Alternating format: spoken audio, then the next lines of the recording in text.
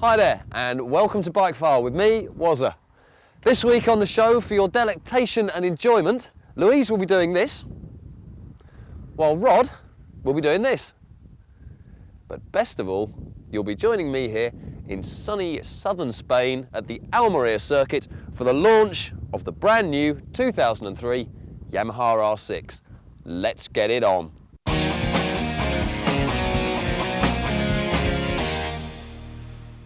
So here we are at the Almeria circuit with the brand new R6. It's not on a stand at the show, it's in our hands, we've got the keys, the circuit's at our disposal, and we are ready to rumble.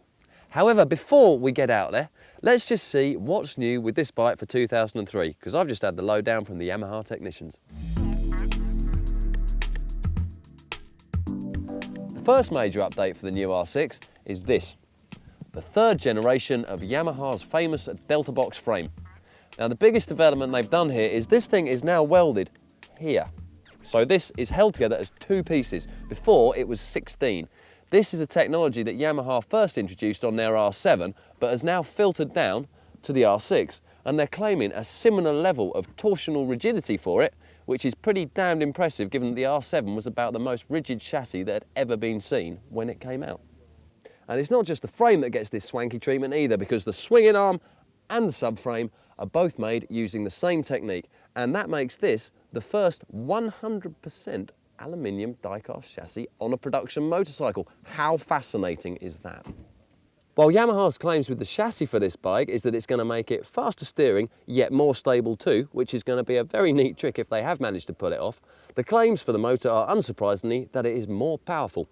But more than this, it's also going to be easier to use. It's now fitted with fuel injection, and one thing that they were very keen to stress in the briefing on this bike was that the throttle response has got a lot better. Now we'd hope so, because the old bike could be a bit snatchy.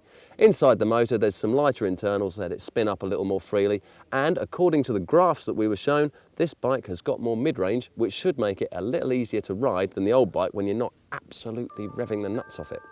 But these are all claims, these guys know what they're doing. We're going to get on the track and find out.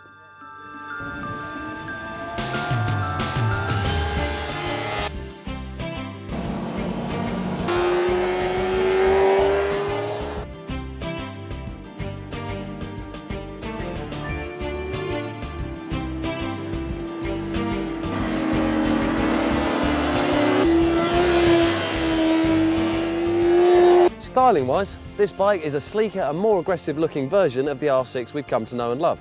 But beneath these cosmetic changes, there are also some performance enhancements going on. For example, the wheels, they're 5-spoke, the spokes are really diddy and thin, very lightweight, they've saved a bit of weight there. The exhaust has also been completely redesigned, now has titanium internals, they've taken some more weight off there. It's a case of shaving off a little bit here and there to make this a lighter and better bike. So hopefully that'll be the case.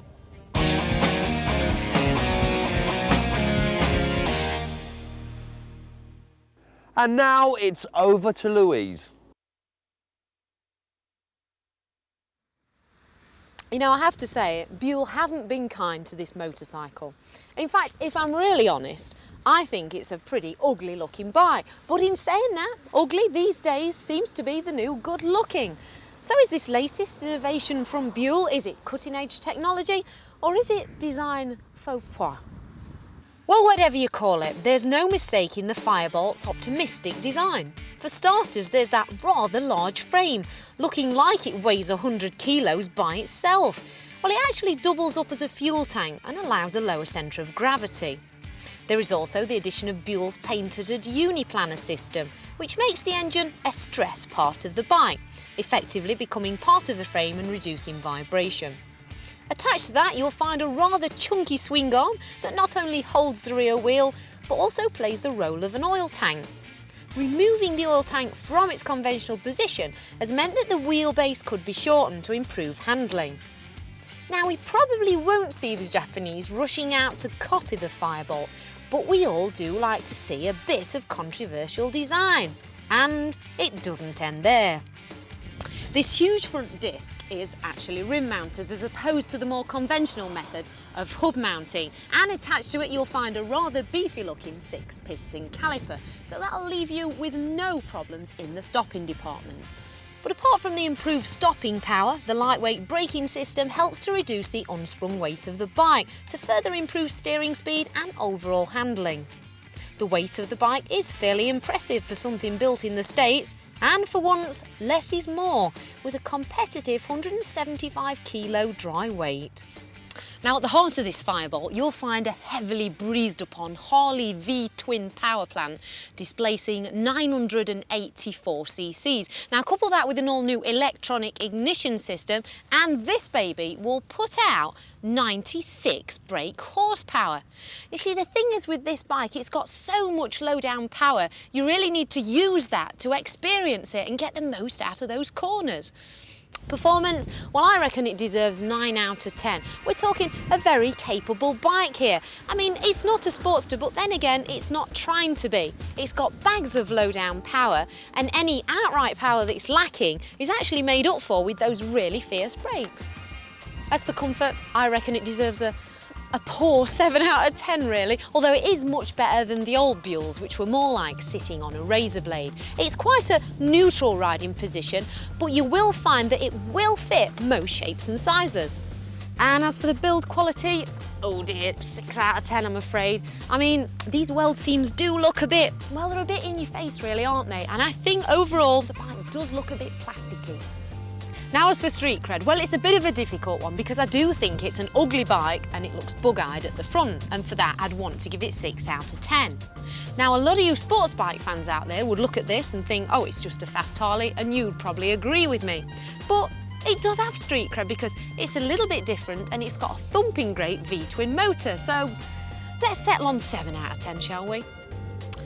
Value for money, well, it's a bit of a tricky one that. For a bike at around 7 grand, you could almost look at it and think to yourself, now, where's your money gone? You see, I look at that and I think it looks a bit agricultural, if you know what I mean. But then again, if you look round at the competition, some of you might say that price is justified. So I reckon, 7 out of 10.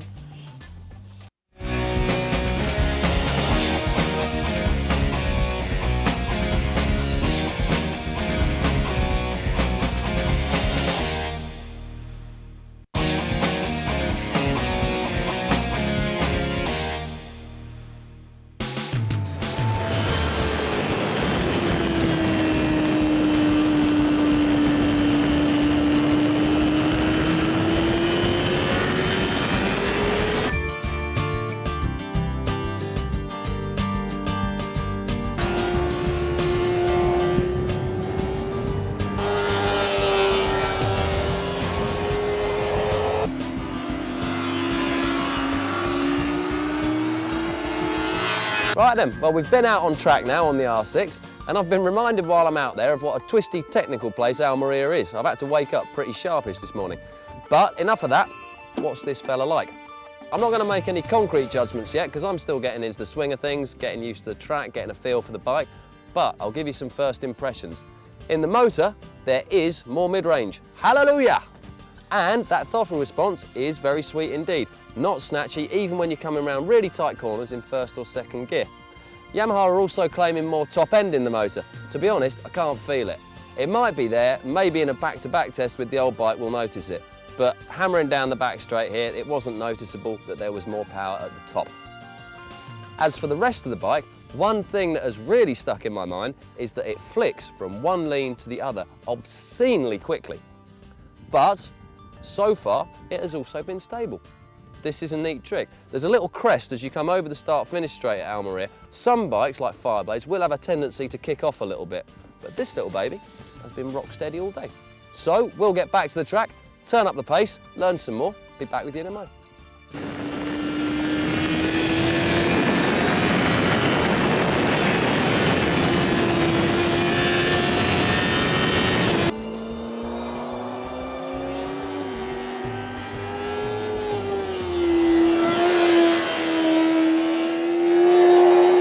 Right then, well that's us done for the day here at Almeria after a fine afternoon's thrashing around the circuit on the new R6. So I guess now would be as good a time as any for me to tell you a thing or two about what I have learnt about this motorcycle. For starters, there are a number of things with the R6 which stay the same from last year. It is still a rabid, rev-hungry, loony monster of a motorcycle that will make you do very bad things. This we like. As well as that, the brakes, they're largely unchanged from last year. They've got new pads in them, which have upped the game slightly, so still a good set of stoppers. And the gearbox is still a clonker, despite a few mods. Positive enough, you just need to use a firm boot. Now, let's get on to the big differences, because there are a few. Difference number one, this motorcycle now comes with mid-range. The top end's still there as it was before, the bottom end's still a little bit flat, but in the mid-range there is this big, healthy wadge of extra power and torque for you to oodle about with, which is very nice indeed. Difference number two, this motorcycle now comes with added stability, which is quite a miracle really, given that Yamaha have made it drop into corners even faster than it used to, which for anyone who's ridden the old bike will know is very quickly indeed. But no major nasty head shaking moments, despite some severe thrapping over some slightly bumpy sections of track. Good job, well done. So then, it's a case of similarities and differences, but the overall package at the track is still a monster raving loony that will only satisfy. If I were to find a criticism, I'd say there's still a slight uncertainty in that front end. Never had any problems with it, but you were riding more on trust at the front at times than on absolute certainty that it was okay. But that is a very small glitch, and you have to be pushing fairly hard to find it. Otherwise, this bike is certainly a better version of last year's. Now would normally be time for us to head to conclusions, but we're not going to do that, because we've still got a day's road riding to do tomorrow. And as we know, riding on the road can show up some completely different things to a bike's character than when you're riding it absolutely flat stick at the circuit. So, we'll see you tomorrow. Conclusions will come at the end. In the meantime, we're off to the bar for a few sharpeners. Cheers.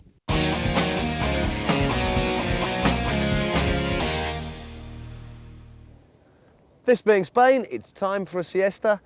It's also time for the break, so we'll see you afterwards. Hasta la vista, babies.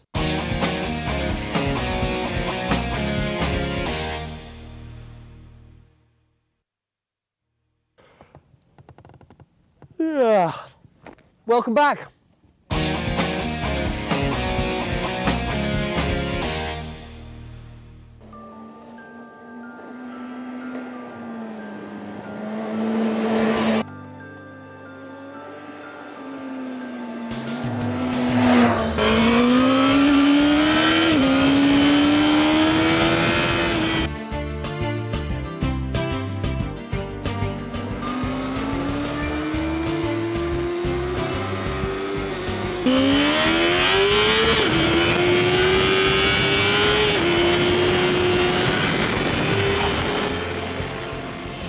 No doubts about it, she's a demon package on the road. Bundles of handling, plenty of braking, loads of go, but most importantly, very, very exciting. And all in a 600cc package. This we like very much. But it's not all completely perfect. There are a couple of glitches, because this R6 is still not going to be a particularly good bike for pottering around gently in town. Granted, there is that extra mid-range for this new model, and that is useful when you're going for it. But low down, say below, I don't know, 4,000 revs, she's a bit snatchy still, and between first and second, the gear change is not very nice. So if you're in town, you're constantly going to be clunking around the place. If you put a pillion on the back, they're really not going to be your best mate for very long. So, still a dedicated machine, although it is a little more rounded than it used to be. But the most important thing is it has not lost its mega fun factor.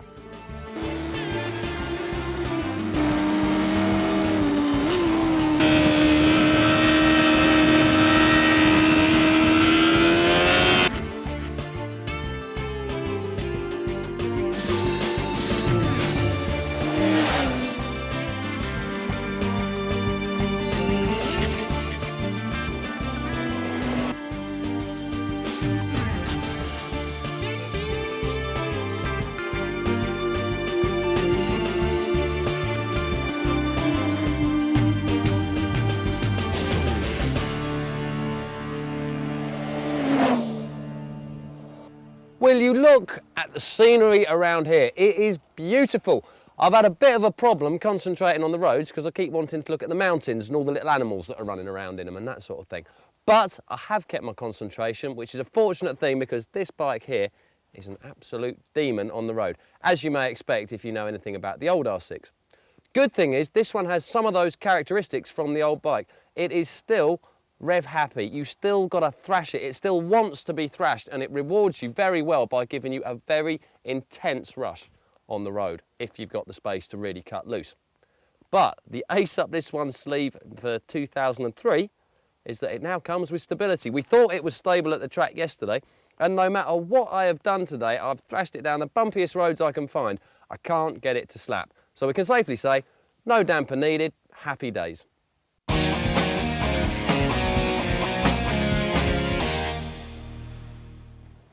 And now it's over to the owner of the fastest beard in the Western world. It's Rod Gibson. Now, trikes are strange things. A kind of overgrown three-wheeled motorcycle that gets stuck in traffic and gets you wet when it rains can't possibly make any sense at all, can it? Well, actually, trikes are one of biking's best-kept secrets, and I'm reliably informed by experienced trikers that once you've tried one of these, your grin will increase in proportion to the number of wheels. Trikes originated in California back in the wacky 60s, where a combination of too much sunshine and drugs led to some pretty wild 2- and 3-wheeled creations. Probably the most usable of these were the original Steyrs and Wilmach trikes, which went a long way to show what you could achieve with an air-cooled German car, a hacksaw and a little imagination.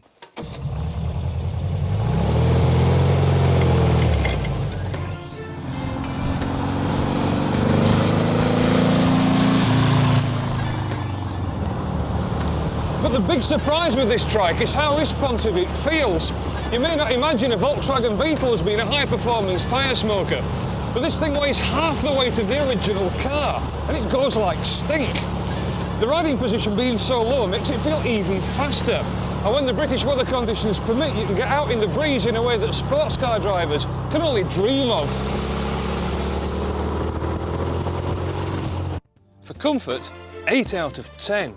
With a riding position somewhere between a Harley Chopper and a Ferrari 355, rider comfort is brilliant.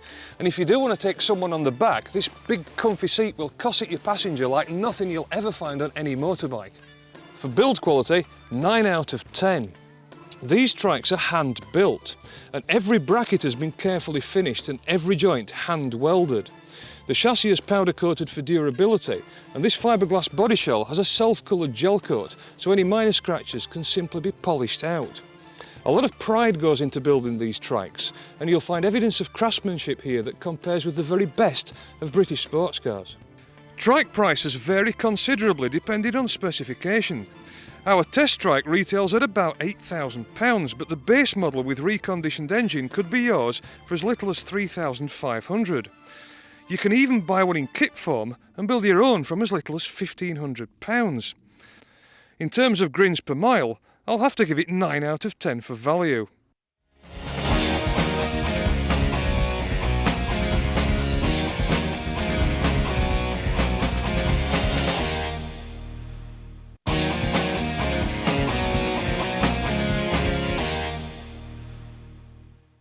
Welcome back to the R6. We've ridden it on the track, we've ridden it on the road, now it can only mean one thing. It's conclusion time. Performance, 8 out of 10. The motor keeps its searing top end, thank heavens, but is also given the added benefit of extra mid-range this year thanks to that fuel injection. Although low down, at the very bottom end of the tacho, it is still pretty flat. On the handling side of things, this bike is still razor sharp, but now comes with stability. Brilliant! Yamaha have done a good job here. However, there is still that slight front end vagueness when you're pushing really hard at the track, right in the middle of the corner. Doesn't show up on the road at all, but at the track it is there if you're really tramping on. Otherwise, a very, very sound package. Styling, 8 out of 10. There's nothing radical going on here, but the R6 has always been a good looking bike. Yamaha have just managed to tweak and nip and tuck across the whole bike to bring it bang up to date, make it look a little sleeker, and best of all, they've kept that lovely touch of aggression in the new headlights at the front. Build quality, a bit of a question mark here. I mean, this bike is brand new, we've spent 24 hours with it, who knows how it's going to age, but there were never any major problems with the old R6. The finish on bikes these days is getting better. Yamaha's particularly has come on leaps and bounds since, say, 10 years ago. So let's hedge our bets. We'll go with a 7 out of 10. I can't see anything disastrous going wrong with this bike. Comfort. Well, if you're the pillion, I'd say it's got to be somewhere in the region of about 3 out of 10. If you're the rider, however, things are going a bit better. You're looking at around 7 out of 10. We've got a fairly cramped riding position for your legs, but this gives you so much ground clearance. And to be honest, when you're on it, be it track or road, you don't notice it. This bike works in complete harmony with you to let you move around. So when you're going for it, very good. If you slow down, however, below 50 mile an hour, pottering around through town, using the bike gently, you're going to find it's a bit heavy on your wrists, but then so was the old one, and this is pretty much the same. Value for money. Another tricky one here, because Yamaha haven't officially released next year's price for this bike yet.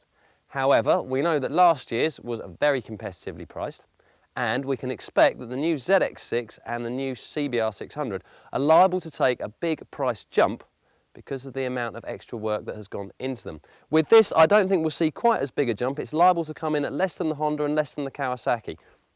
Educated speculation only, so we'll have to see. For the time being, I'm going to give it a 6, but we won't really know for certain until we see the figures. However, can you put a price on what is perhaps the ultimate upright to knee scrape experience on the market today? That's got to be your call.